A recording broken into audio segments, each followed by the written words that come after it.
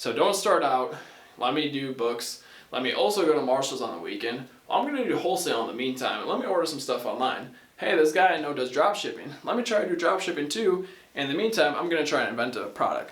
Because like they say, one of my favorite sayings is, you can be jack of all trades, master of none.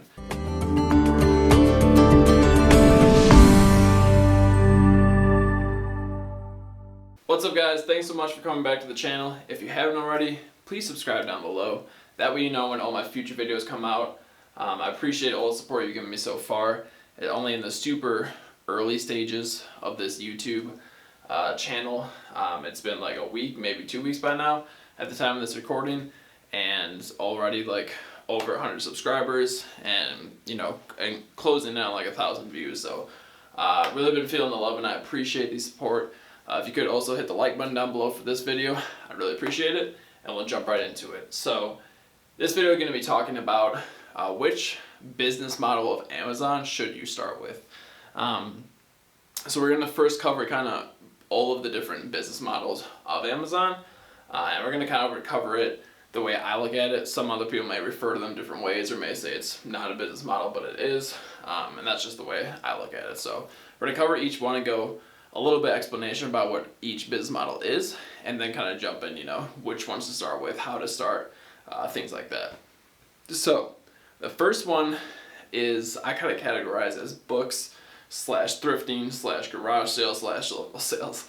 And so books, obviously, probably the most popular model of Amazon to start with, and used to be definitely the most popular model. So I don't know if you guys know or not, but Amazon first started as only a book selling company. So Amazon just sold books directly to consumers to start with for like the first 10 years, I want to say, before they had all the other toys, electronics, and beauty products, and freaking cars now, and all the other crazy stuff you can buy on Amazon now.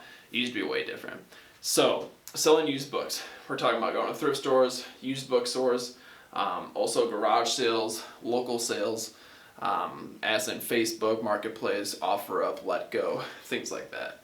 So basically what this business model is you're buying things super dirt cheap and then selling them for a super high profit margin. So things as books you can buy for $1, $2, and then turn around and sell those for 10, 15, 20. I've sold textbooks that I bought for under $5 and sold them for $300. Now it's not going to be every time. It may happen 1 out of every 20 books, but it's definitely possible. So when you're getting started, like myself, started out with $200 to start with. So when you don't have a lot of capital to start with, going to garage sales, thrift stores, things like that, your money can go a long way versus some of the other models like wholesale, private label, things like that. So it's kind of what books / thrifting / garage sales is buying used items typically. And at thrift stores, what you're going to find mostly used items. And, you can find new stuff too. So for me, I was always looking at books, of course, used electronics, VCR players, DVD players, movies, video games, anything that was brand new in the box, clothing, different kitchenware like mugs, all kinds of different stuff in thrift stores, right? And then same thing applies to garage sales, things like that. And so the next business model is retail arbitrage, or also commonly referred to as RA. And what this is basically you're buying things from retail stores. Some of the most popular stores such as Nike, Adidas, Walmart, Target, Marshalls, Ross, TJ Maxx, Home Goods, and the list goes on and on and on. And I'm actually putting together a ebook type of deal that's basically going to cover like every single store I've ever sourced from for RA, and like what products to look for in those stores. So if it's not in the link, or if there isn't a link in the bio already, definitely check that out. It'll be coming out soon if it's not already. So stay tuned for that. But yeah, retail arbitrage, basically you're buying things at retail price or a discounted price from those stores. So there's tons of times where you can actually go into a Nike and pay full retail price for shoes into Nike and sell them for like 100% profit margin on Amazon or eBay or Poshmark or StockX or Go, whatever. Just because the online marketplace, the value of those shoes is way higher than in the local stores. So, but pretty much, you're usually getting things on discount or on a clearance or some sort of sale going on or promotion. So in those stores, you're buying things, brand new shoes, clothing, grocery products, toys, beauty products, electronics from all these different stores, and then selling them for a profit. Usually pretty much in RA, almost always, I would say 90% of the time, you're gonna be buying brand new items, like brand new and sealed, not used things like thrift stores. With RA, you can start with a little lower budget. You can start with still $200, like you can start with thrifting or books, and the best way, honestly guys, which isn't really a business model, but the best way really to get started on Amazon is selling your own stuff, or eBay. Is selling things you already have around your house that you don't use anymore. Selling things like, maybe old video games, old electronics, old clothing, books, things around your house you don't know, to kind of get familiar with the software, familiar with Amazon or eBay, start scanning stuff and kind of see what it can sell for. Especially because you don't have to invest anything up front. You already bought the stuff or had it given to you. Now you're just going to sell it for a profit. So that's honestly the best way to get started. But back to RA, so you can start with, $500, $200. It's just, your money can go a lot further in the thrifting kind of model than it can in the RA model. So the next one is called online arbitrage, or OA, and it's pretty similar to retail arbitrage, except you're doing it obviously online. You're buying things from websites like Walmart, Target, Dick's Sporting Goods, Nike, Adidas, a lot of the same similar stores you would be buying from in person with RA, but you're buying from their website. So with OA, you can use some different software like tactical arbitrage, which basically scans websites for you, and you put in the parameters and it will spit out a spreadsheet or a data analysis of that website of items that would be good for you to buy based off the parameters you set. So that's kind of cool with OA. Another pro to OA is obviously you can sit behind a desk. You don't have to go out and drive store to store. Like with RA, you might find 20 of one item in a Walmart, like say a Fisher Price toy or something, and say you want to buy 60 of them because the sales rank looks great, or you've sold it before and you know it sells really well, the profit margin is excellent, but you can't buy more of those unless you just drive around store to store and hope that they have some, or check on their inventory level and see if they have some. Versus OA, unless the website has limits or something like that, you can kind of buy as many as you want to, or as many as they'll let you. So you can go on Walmart's website, find that same Fisher Price toy, and you can order 10 of them, 15 of them, 20 of them. And some websites will set limits, like you can only order 10 per order, but sometimes you can do multiple orders and they won't, have anything bad to say about it. So that's kind of online arbitrage, again, buying things from websites, have them shipped to you directly, and then you kind of process them and send them in. Also, similar to OA is called like eBay to Amazon flips, to where basically you're buying things on eBay, whether auction style or buy it now or whatever, and then selling them on Amazon for a higher profit. So similar kind of business models as well. Next one is wholesale, which is currently my favorite model. It's what I've been doing 100% basically this entire year. I kind of started with the previous 3 models all of last year, my first year on Amazon, and then this year kind of switched to 100% wholesale. So wholesale, you are buying directly from the supplier or an authorized distributor themselves. So instead of going to Walmart to buy that Fisher Price toy, you are instead going directly to Fisher Price or one of their authorized distributors to purchase that product. So you usually will pretty much always get it cheaper than you'll find it in a Walmart, unless it's on clearance or something like that. And you can buy as many as you want. So versus OA, where it might have limits on the website, RA, where they may have only so many in stock, with wholesale, you can order a pallet. You can order 500 units, 1,000 units, 10,000 units, 50,000 units. And as long as they have them in stock or they have that many manufactured, it's kind of unlimited supply, as much as you want to buy. So that's the cool thing with wholesale. As long as you see something's going to sell, you know how often it's going to sell already, you can buy as many as you want. So you're working directly with suppliers or distributors, and you find them, online. You find them through catalogs, trade shows, Amazon research, leaf source, and we'll do some other videos on exactly how to get started in wholesale, how to do wholesale research.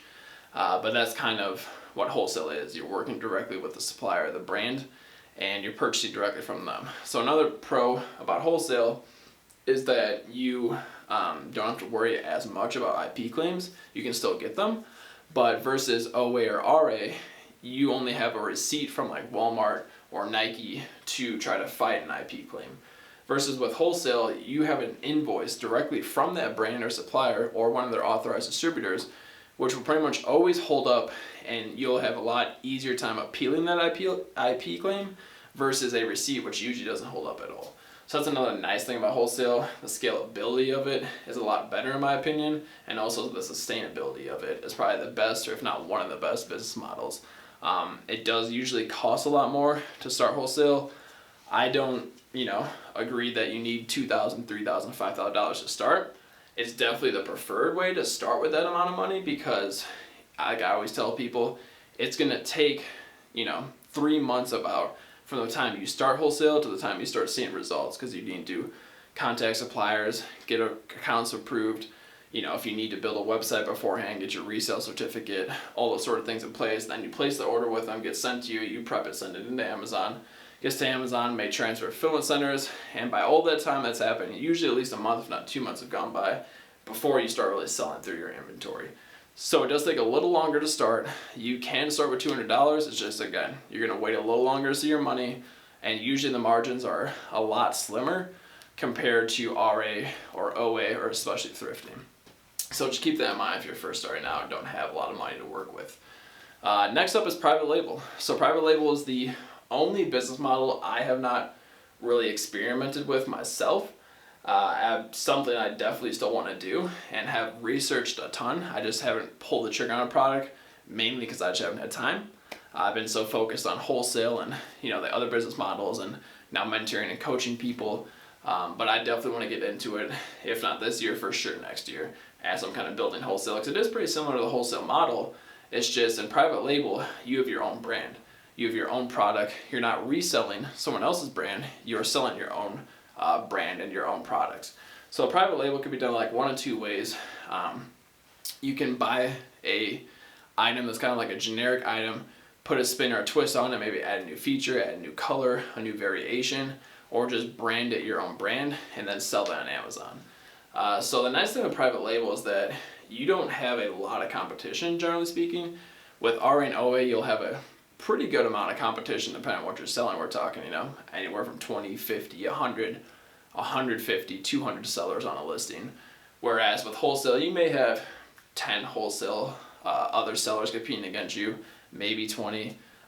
There's less than 20 at the very highest with wholesale. And if there's more than that, probably not a great thing to get into for wholesale, but that's a whole nother topic. So with private label, you may experience, someone trying to knock off your product. But if you own the rights to it, you can fight it pretty easily, to my knowledge. And the other way with private label is to invent something. So instead of buying a generic product like off AliExpress or Alibaba and branding it, you can invent something totally brand new. Whether that's a new kitchen gadget or, just anything really, honestly. Any product you want to invent, if you're an inventative person, or if you just have, something you want to brand, either one you can do with private label. So that's a nice thing, is there's not as much competition. But again, similar to wholesale, private label, you do need to have a good amount of money. There's really no way around it, because usually you do your first test order, right? You order 20, 50, 100 units of your product you're branding or developing, and you send those in and start selling them, hopefully, and see if they sell. Then you have to turn around, because manufacturers will make you order, like, say 1,000 units or 2,500 units, 5,000 units, in order to receive a good enough price break per unit. How much you're basically paying per unit is to make it up to where your profit margin makes sense. So they may say, similar to wholesale, some wholesale companies, you have to order, say, $3,000 worth in order to get 15 or 20% off to where it makes sense for you to order it. So similar to private label, you may have to order, say, 2,000 units in order to get your per unit product cost down to $10, versus if you order only 100, it may cost you 20. So that's something to keep in mind. Also, private label, usually pretty expensive to get into. Not saying it's obviously not impossible. There's multi-millionaires, if not billionaires, in the private label space. So definitely want to keep in mind as well. Next up would be drop shipping, which is a kind of super controversial topic or business model. Drop shipping, technically on Amazon, is against Amazon's terms of service. So you can not technically drop ship on Amazon. They do say in their terms of service that you cannot include packing slips or pricing information or other like company branded materials basically when you're sending stuff directly to the customer. So say like a lot of people, the most commonly drop ship site a lot of people drop ship from is Walmart. And Walmart pretty much always, there's not really an option to have your stuff delivered to the customer and not include a packing slip or pricing information or not show up in a Walmart box. Now with that being said, there's people who are doing $50 million, $100 million a year with a drop shipping and Amazon drop shipping business. So I played around with it a little bit. I've seen, I've experienced myself some of the things that you can easily overnight get your account suspended or terminated from not fulfilling orders or sending stuff, pricing information in it. So, tread lightly, I would say. But basically what dropshipping is you list something for sale that you don't physically have. So you go on Walmart's website, you see that there's a patio like table and chair set, right? Say on Walmart selling for $200, on Amazon it's selling for $300. So you go on Amazon, you list FBM that you have a product for sale that you're going to ship directly to the customer. So you list on Amazon that you have one for sale at $300, and then when someone buys that, then you will go to Walmart's website, buy the product for $200, put in the customer's information that ordered from you on Amazon, and then ship that directly from Walmart to the customer. So it sounds great. You never have to see the product. You never have to touch the product. You don't have to prep it, nothing like that. You just click an order, boom, shows up at the customer's door, and then that's it. And you may profit, $40, however much you profit after the fees and shipping and all that sort of thing. So it sounds great, but again, it's showing up with usually Walmart's pricing information, a packing slip, and a Walmart branded box, which again, technically against Amazon service, but obviously there's people making millions of dollars from it, so choose wisely, make your own judgment. I don't know enough about it to tell you whether to do it or not. Those are just kind of the facts and things I've experienced with it. So that is basically all of the different business models. There's some other things like liquidation. You can buy liquidation pallets or return pallets, things like that where you're buying, warehouses or Walmart's return pallets, Amazon return pallets, and kind of sorting through the return pallet to see what may be good to sell, what's still working condition. So that's kind of another business model. I would say it's like an official business model. None of these are, it's just my opinion on different business models on Amazon. So which one to start with? And this is kind of a trick question. Start with whatever makes sense for you. If you really love private label and you love branding products, you want to invent a product, go that route. If you want to, start at scale and you have $10,000, $5,000, $20,000, $50,000 or some investors, start with wholesale because it's going to be the most sustainable. You can order the most amount of products at once versus RA or OA. You have to do a lot of research. Not that you don't have to do a lot of research with wholesale, but RA you're going to be driving around store to store versus wholesale. You can find 20 good SKUs, order 1,000 units of each one, and be done and spend all your budget. RA, you may have to drive to 20 Marshalls to spend $5,000, $10,000, depending on what you're looking for and finding. So start with what makes sense for you. You may only have $200, start with thrifting, books, garage sales.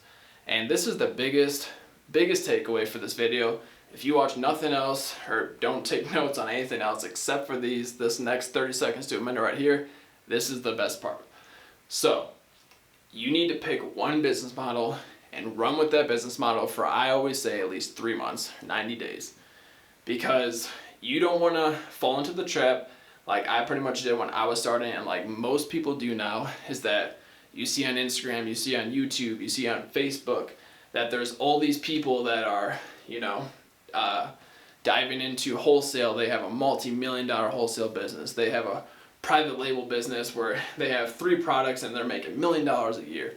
They have a drop shipping automated business where they sit back, lay on the beach, hey, we just hit 100 subscribers, thank you. They're sitting back on the beach and they are sipping their pina colada while they're raking in $40,000 a week and not doing anything else. They're going around buying, 400 pairs of Nike shoes at retail stores. And you get what I'm saying. So it's very easy to get trapped up in that and say, okay, I want to do some wholesale. Oh wait, I saw this ad for private label. Let me check that out. Well, this guy on Instagram, he just bought 300 pairs of Nikes. He's killing it. I want to do RA. No, you need to step back a second, breathe, and pick one business model. Again, choose what works for you.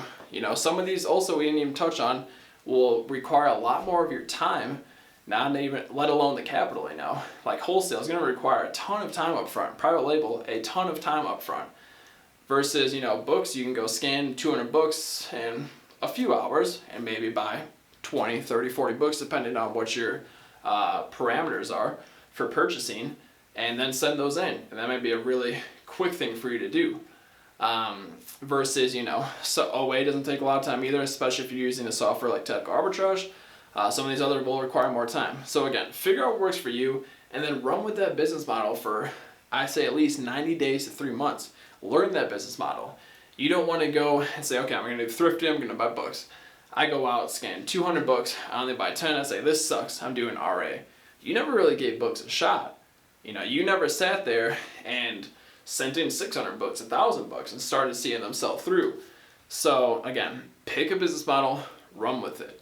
That's kind of what I, originally after I did all this research, I was showing, oh my God, I'm going to do a little bit of all these different business models. No, I picked eventually going with books and thrifting because I realized with the capital I had and the time I had, that was what worked best for me at the time. And then after I did that for about 4 months before I really jumped into RA and started doing RA. Again, after you kind of have developed one business model and it's making you a profit, making you money, then you can jump into another business model and start learning it or start experimenting with it. And then from there, after I did OA or RA, OA was a really second thing to jump into because it's super similar. You're just buying things online instead of in store. And then after I did that for about 6 to 8 months is when I kind of started learning wholesale and experimenting with wholesale. And then eventually after doing RA OA for an entire year plus is when I jumped over to wholesale completely. So don't start out, let me do books, let me also go to Marshall's on the weekend. I'm going to do wholesale in the meantime and let me order some stuff online. Hey, this guy I know does drop shipping. Let me try to do drop shipping too. In the meantime, I'm going to try and invent a product. Because like they say, one of my favorite sayings is, you can be jack of all trades, master of none. So pick one, master it, and learn it, experiment with it, see if it's right for you, and then move on to the next one. So again, guys, that's kind of in a nutshell, not a nutshell, a very large and longer nutshell than I planned on. The different Amazon business models, which one you should start with. Let me know down below. If you aren't already starting on Amazon, let me know down below which business model you're going to start with. If you are already selling on Amazon, let me know which business model you're most interested in trying and which one you're going to shoot for. So, as always, guys, thank you so much for the support. Again, please subscribe to the channel if you haven't. Like the video, all that great stuff, and I'll catch you in the next one. 2 paths I marked and both paved, and I step back, keep track of what I gained, and I added on to better credit my name. Mama call me Michael, but soon that had all changed, cause I got a vision to play in the on the field. Major League